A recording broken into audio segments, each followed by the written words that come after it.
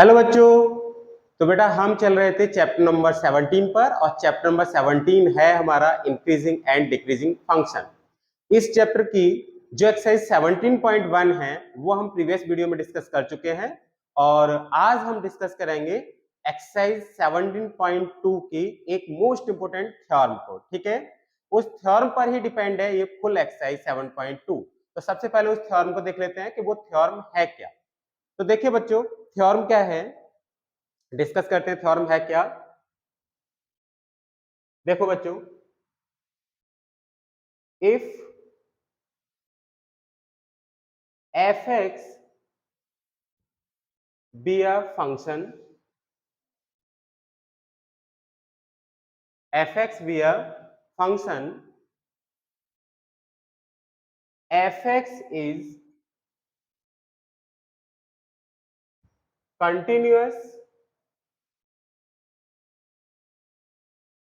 on closed interval ab and differentiable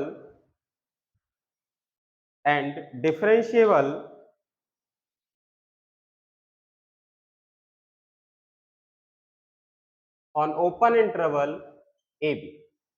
f(x) कोई function है जो कि क्लोज इंटरवल ab में कंटिन्यूअस है और ओपन इंटरवल ab में क्या है, डिफरेंशिएबल है। Then case first, f(x) is increasing, f(x) is increasing, f(x) is increasing if f dash x is greater than 0 for all x belongs to open interval ab। हम कहें कि f(x) कोई function है, f(x) continuous है close interval ab में और f(x) differentiable है open interval ab में। अगर फंक्शन f(x) इंक्रीजिंग है किसी इंटरवल ab में, अगर यहां पर लिखा ना f(x) is increasing on open interval ab, ये और लिख लेते हैं on open interval ab if f dash x is greater than 0 for all x belongs to ab। अगर f dash x greater than 0 आ रहा है सभी x के लिए, जितने भी x हमारे ab में लाई कर रहे हैं, तो हम कहेंगे कि ये जो फंक्शन है हमारा f(x), ये फंक्शन कैसा होगा, इंक्रीजिंग फंक्शन होगा। और इंक्रीजिंग का मतलब समझ लीजिएगा कि हम लोग स्ट्रिक्टली इंक्रीजिंग की बात कर रहे हैं यहाँ पर। किसकी बच्चों, स्ट्रिक्टली इंक्रीजिंग। मैं यहाँ पर मेंशन भी कर देता हूँ और मैंने आपको प्रीवियस वीडियो में भी बताया है कि हम लोग जब इंक्रीजिंग लिखेंगे तो यहाँ पर हमारा मतलब स्ट्रिक्टली इंक्रीजिंग से होगा। ठीक है, केवल इंक्रीजिंग से नहीं। अब स्ट्रिक्टली इंक्रीजिंग और केवल इंक्रीजिंग में क्या डिफरेंस है वो मैं आपको बाद में बताऊंगा। ठीक है, अभी हम लोग केवल स्ट्रिक्टली इंक्रीजिंग की यहाँ पर बात कर रहे हैं। तो अगर f(x) हमारा स्ट्रिक्टली इंक्रीजिंग है किसी इंटरवल ab में, तो आप याद रखेंगे कि f dash x उस बेटा हमारा उस इंटरवल में कैसा होगा, ग्रेटर देन 0 होगा।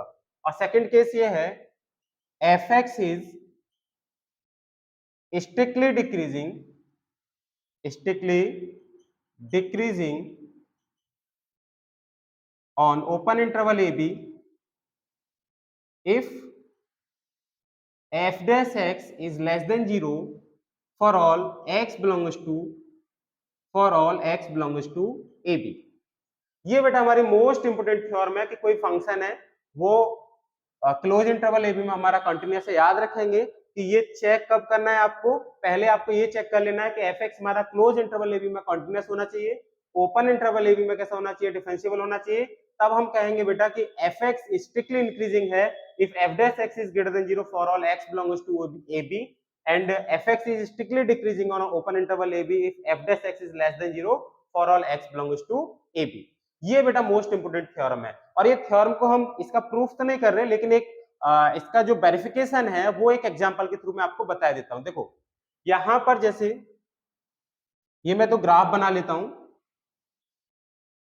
सपोज एक ग्राफ आपने ये बना लिया, ये पॉइंट है 0,1 और ये ग्राफ किसका है, आप समझ गए होंगे बेटा, एक्सपोनेंशियल फंक्शन का है। ये ग्राफ किसका है, एक्सपोनेंशियल फंक्शन का है। और यहां पर भी मैंने एक ग्राफ बना लिया, ये 0,1 और ये एक और ग्राफ बना लिया हमने। और ये ग्राफ किसका है? ये भी एक्सपोनेंशियल फंक्शन का है, बट यहाँ पर आपको माइनस एक्स लेना है, e to the power minus x, ये e to the power plus x है। अब इन दोनों ग्राफ को देखते हैं। बेटा इस ग्राफ को देखेंगे तो आपको दिख रहा होगा कि ये तो डिक्रीजिंग है ना, जैसे x की वैल्यू बढ़ा रहे हैं वैसे y की वैल्यू हमारी घट रही है, तो ये तो डिक्रीजिंग है। और यहाँ पर इस ग्राफ को देखेंगे तो x की वैल्यू अगर हम इंक्रीज कर रहे हैं तो y की वैल्यू भी इंक्रीज हो रही है, तो इंक्रीजिंग है। तो क्या इन दोनों ग्राफ में डिक्रीजिंग है तो ये वाली प्रॉपर्टी होल्ड होनी चाहिए, और अगर ये इंक्रीजिंग है तो बेटा ये पहली वाली प्रॉपर्टी होल्ड होनी चाहिए। डिक्रीजिंग, अब मैं कह रहा हूँ कि ये डिक्रीजिंग है तो इसमें ये वाली प्रॉपर्टी होल्ड होनी चाहिए, और अगर ये इंक्रीजिंग है बेटा तो ये वाली प्रॉपर्टी होल्ड होनी चाहिए। तो चलो एक एक करके मैं इसको डिस्कस कर लेता हूँ। सपोज ये मेरा ए पॉइंट है ना, तो इसी को पहले डिस्कस कर लेते हैं, इसको बाद में डिस्कस कर लेंगे। देखिए बच्चों, इसको बाद में डिस्कस कर लेंगे, पहले इसको डिस्कस कर लेते हैं। अब इस फंक्शन को अगर मैं देखूं f x is equal to e to the power x को, देखिए बच्चों, तो मुझे क्या देखना है कि ये इंक्रीजिंग फंक्शन है, और ये इंक्रीजिंग फंक्शन है तो यहां पर इसका डेरिवेटिव जो हो, डेरिवेटिव जब हम निकालें इस फंक्शन का तो बेटा वो हमारा कैसा आना चाहिए? ग्रेटर देन जीरो आना चाहिए for all x belongs to a b. किसी भी इस इंटरवल के किसी भी पॉइंट पे निकालें, इस ए कॉमा बी के किसी भी पॉइंट पर हम एफ डैश एक्स निकालें तो वो वैल्यू हमारी कैसी होनी चाहिए? ग्रेटर देन जीरो होनी चाहिए। अच्छा, एफ डैश एक्स का मतलब क्या है ये आप समझ गए होंगे। एफ डैश एक्स का मतलब होता था स्लोप। कभी भी एफ डैश एक्स अगर आपको दे रखा है तो इसका मतलब है कि slope of a function F eight a given point. तो जो फंक्शन है मेरे पास वो फंक्शन का किसी पॉइंट पर स्लोप, और स्लोप किसका? टेंजेंट का स्लोप। मतलब मैं जो कहना चाह रहा हूं वो समझ जाइए बच्चों। मैं ये कहना चाह रहा हूं कि एफ डैश एक्स अगर आप निकाल रहे हो तो एफ डैश एक्स का मतलब है कि इस फंक्शन के ऊपर, इस फंक्शन के ग्राफ के ऊपर एक टेंजेंट आपने ड्रॉ की है, उस टेंजेंट के स्लोप को आप एफ डैश एक्स से शो करते हैं। कोई भी हमारे पास फंक्शन होगा, ठीक है बच्चों, कोई भी फंक्शन है, जैसे इसी फंक्शन को ले लीजिए, ये फंक्शन है, इस पर आपने मान लिया इस पॉइंट पर टेंजेंट ड्रॉ कर ली, ठीक है, ये कोई टेंजेंट है, ये आपने टेंजेंट ड्रॉ कर ली। तो यहां पर जब ये टेंजेंट ड्रॉ की, और ये पॉइंट मेरा 0,1 है जो कि मैंने यहां पर लिख दिया, आपने बेटा ये टेंजेंट ड्रॉ कर ली। अब इस टेंजेंट को देख लीजिए कि ये जो टेंजेंट है इसका जो स्लोप है, स्लोप कैसे निकालते हैं? स्लोप निकालते हैं बेटा कि ये इंक्लिनेशन अगर थीटा है हमारा, मान लिया कि positive direction of x axis से ये इंक्लिनेशन कितना है? थीटा। तो इसकी टेंजेंट वैल्यू जो होगी इस थीटा की, इस इंक्लिनेशन की जो टेंजेंट वैल्यू होगी वो स्लोप हो जाएगा इस टेंजेंट का। मतलब टेन थीटा अगर आप निकाल देते हैं तो इस टेन थीटा को आप क्या बोलते थे? Slope of tangent, slope of tangent बोलते थे। इस टेन थीटा को आप स्लोप ऑफ टेंजेंट बोलते थे बच्चों। और इसी टेन थीटा को आप क्या रिप्रेजेंट करते हैं? डी वाई डी एक्स, या आप कहें d f x upon d x. Function का derivative with respect to x at a given point. यहां पर कोई भी पॉइंट आपने क्या ले रखा है? एक्स वाई ले रखा है। तो आप इस पॉइंट पर स्लोप निकाल रहे हो इस टेंजेंट का इस कर्व के ऊपर। इस कर्व के ऊपर ये कोई टेंजेंट है, ठीक है, इस एक्स वाई पर, और इसका स्लोप आप जो निकाल रहे हो वो डेरिवेटिव की हेल्प से कैसे निकालोगे? आप सीधे सीधे इस पॉइंट पर इसका डेरिवेटिव निकाल दोगे। D f x d x जो होगा वो slope of tangent at this point आ जाएगा। और इसी को बेटा हम लोग क्या बोलते हैं? टेन थीटा बोलते हैं। इसी को क्या बोलते हैं आप लोग? टेन थीटा बोलते हैं बेटा, है ना। स्लोप को टेन थीटा से रिप्रेजेंट किया जाता है या फिर एम से भी रिप्रेजेंट किया जाता है। तो ये टेंजेंट जो है, इस टेंजेंट का जो स्लोप है, इस टेंजेंट का जो स्लोप है उसे आप del f x over d x से भी फाइंड आउट करते हैं। क्लियर हो गया होगा? तो ये जो D f x upon d x है ये आपने पीछे भी पढ़ा है बेटा, इसको आप एफ डैश एक्स से भी रिप्रेजेंट कर लेते हैं। तो यहां पर आप इसको क्या लिख सकते हैं? F dash x is equal to tan theta is equal to m और is equal to slope of tangent, slope of tangent. I hope clear हो गया होगा कि यहाँ पर जो डेरिवेटिव है उस डेरिवेटिव की हेल्प से भी हम स्लोप निकाल सकते हैं किसी टेंजेंट का। ठीक है बच्चों, अब यहाँ पर हम चलते हैं बेटा कि ये अगर इंक्रीजिंग है तो मैंने क्या कहा था कि एफ डैश एक्स, हमारा एफ डैश एक्स कैसा होना चाहिए? ग्रेटर देन जीरो होना चाहिए। अगर फंक्शन इंक्रीजिंग है तो डेफिनेटली एफ डैश एक्स को ग्रेटर देन 0 होना पड़ेगा on a given interval a b. तो यहाँ पर बच्चों हम देखते हैं कि ये एफ डैश एक्स जो है ये इस फंक्शन के लिए ग्रेटर देन 0 है या फिर लेस देन 0 है। तो बच्चों एक बात देखिए, यहाँ पर ये जो थीटा की वैल्यू है आपको टेंजेंट दिख गया होगा, ठीक है। किसी भी पॉइंट पर आप टेंजेंट ड्रॉ कर सकते हैं, इस पर कहीं भी, इस कर्व के ऊपर कहीं भी एक पॉइंट ले लीजिए और वहां पर आप टेंजेंट ड्रॉ कर दीजिए। तो मैंने ये पॉइंट ले लिया कोई, सपोज ये आपका पी पॉइंट है और इस पी पॉइंट पर मैंने टेंजेंट ड्रॉ कर दिया। अब आप बेटा इस थीटा को देखिए कि ये थीटा जो दिख रहा है आपको, ये 0 से तो बड़ा है और 90 से छोटा है। ये थीटा कैसा है बच्चों, 0 से बड़ा है और 90 से छोटा है, दिख रहा है ना बेटा। 90 होता तो स्ट्रेट ऐसे करके टेंजेंट हो जाती, ये इस टाइप की टेंजेंट होती, बिल्कुल बाई एक्सिस के पैरेलल, है ना। तो ये जो थीटा है ये 0 और 90 के बीच में है। अब बच्चों 0 और 90 के बीच में अगर थीटा है तो अगर मैं टेन थीटा निकालूंगा, मतलब आप समझ जाइए 0 और 90 के बीच में है, तो ये कौन सा क्वाड्रेंट रहा, ये आपका फर्स्ट क्वाड्रेंट रहा, फर्स्ट क्वाड्रेंट, ठीक है। और फर्स्ट क्वाड्रेंट में ऑल रेशियो जो होते हैं वो पॉजिटिव होते हैं, sine theta, cos theta, tan theta, सारे ट्रिग्नोमेट्रिक फंक्शंस जो होते हैं वो कैसे होते हैं, पॉजिटिव होते हैं।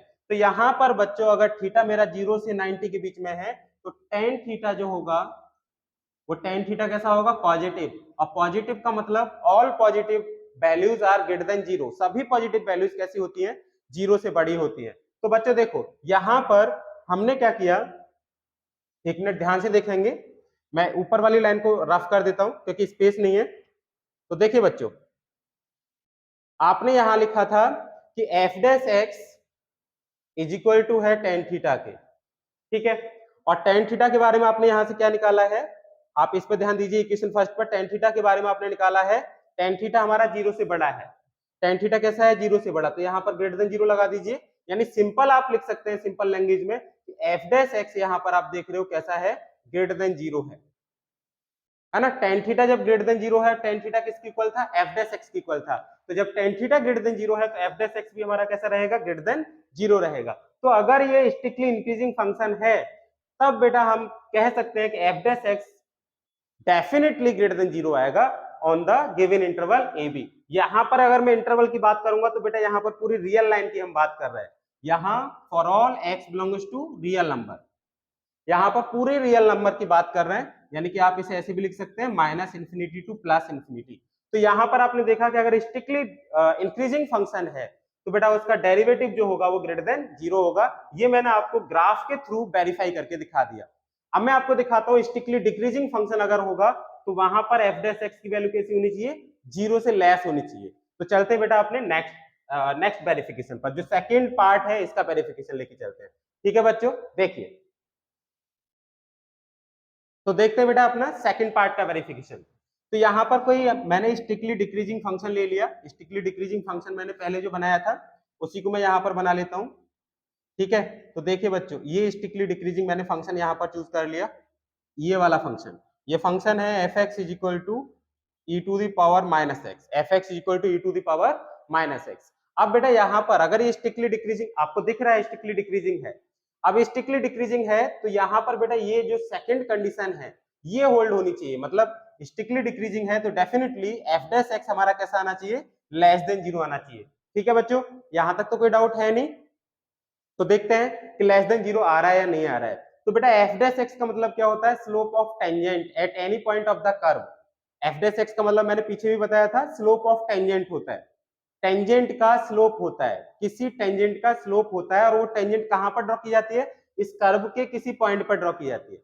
ये जो कर्व आपने ले रखा है इस कर्व के ऊपर कोई पॉइंट लेना है, वहां पर आपको एक टेंजेंट ड्रॉ करनी है, उस टेंजेंट का जो स्लोप होगा उसको आप एफ डैश एक्स से रिप्रेजेंट करेंगे। ये मैंने अभी पीछे बताया था कि स्लोप को हम कैसे और फाइंड आउट कर सकते हैं, डेरिवेटिव की हेल्प से भी फाइंड आउट कर सकते हैं। तो देखिए बच्चों यहां पर आप कोई सा भी पॉइंट ले लीजिए, सपोज मैंने यहां पर कोई पॉइंट ये ले लिया और इस पॉइंट पर मैंने टेंजेंट ड्रॉ की, देखो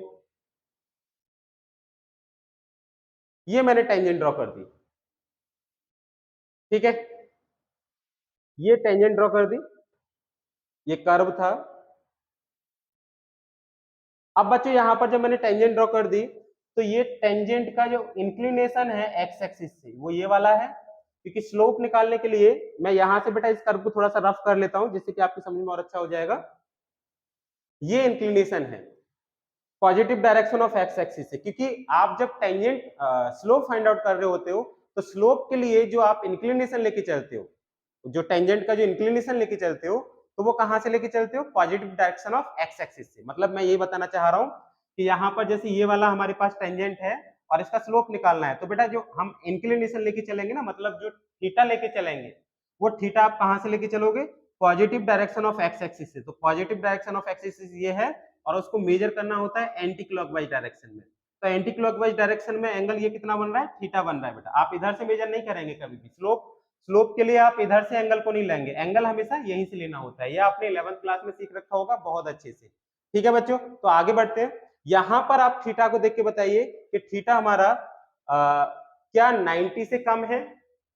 आप देख रहे होंगे कि 90, तो हमारे पास ये बिल्कुल सीधी लाइन होती है इस टाइप से, मतलब यहाँ पर इस टाइप की शेप बन रही होती है 90 की। तो ये देखो यहाँ 90 डिग्री का एंगल बन रहा है और लेकिन मैं एक्स एक्सिस के साथ इस टेंजेंट को देख रहा हूं, तो बेटा ये 90 तो नहीं है, 90 से ज्यादा है, 90 से काफी ज्यादा है और 180 से कम है। तो थीटा यहाँ पर 90 से ज्यादा और 180 से कम आपको दिख रहा होगा।